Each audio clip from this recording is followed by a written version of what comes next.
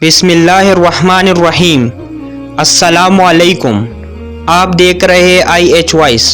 بارش ایک ایسی نعمت ہے اللہ رب العزت کے نعمتوں میں سے، جس سے نہ صرف انسان بلکہ حیوان اور دنیا کے تمام مخلوقات فائدہ اٹھاتے ہیں۔ آج کل جو بارش نہیں ہو رہی ہے یا بارش میں جو کمی ہے، اس کی کیا وجوہات ہو سکتی ہے؟ سوال کا جواب معلوم کرنے کے لیے ہم قرآن اور حدیث میں دیکھیں گے کہ اللہ اور اللہ کے رسول صلی اللہ علیہ وسلم اس کے بارے میں کیا کہتے ہیں۔ تو دوستو، ویڈیو شروع ہونے سے پہلے ہمارے چینل IH وائس کو سبسکرائب کر کے بیل آئیکن پر کلک کریں تاکہ ہماری ہر نئی آنے والی ویڈیو آپ تک پہنچ سکے۔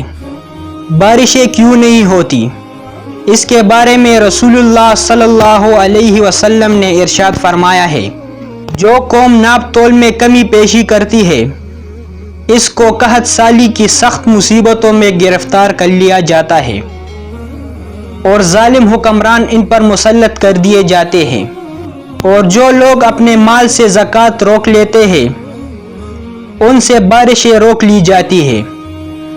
اگر جانور نہ ہوتے تو بالکل بارشیں نہ ہوتی۔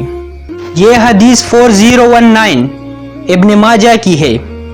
اب یہاں دیکھیے کہ حضور صلی اللہ علیہ وسلم نے 3 چیزیں بتائی ہے کہ جو لوگ ناپ تول میں کمی کرتے ہیں، ان کو قحط سالی میں مبتلا کر دیا جاتا ہے، یعنی ہر طرف قحط ہی قحط ہوتا ہے، چاہے کھانے کا ہو یا پانی کا ہو یا اور چیزیں ہو۔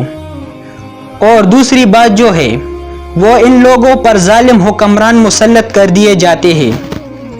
اور تیسری جو بات حضور صلی اللہ علیہ وسلم نے فرمائی ہے، جس کی وجہ سے بارشیں روک لی جاتی ہے، وہ یہ ہے کہ لوگ اپنے مالوں میں سے زکوٰۃ روک لیتے ہیں اور زکوٰۃ نہیں دیتے۔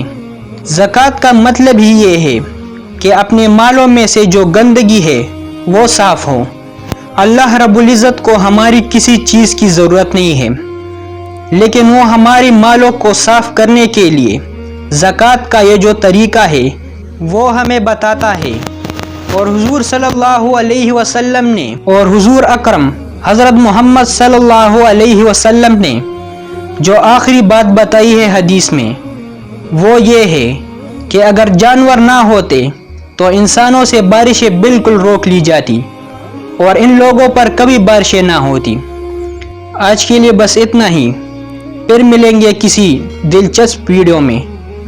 تب تک کے لیے اپنا خیال رکھیے۔ اللہ حافظ۔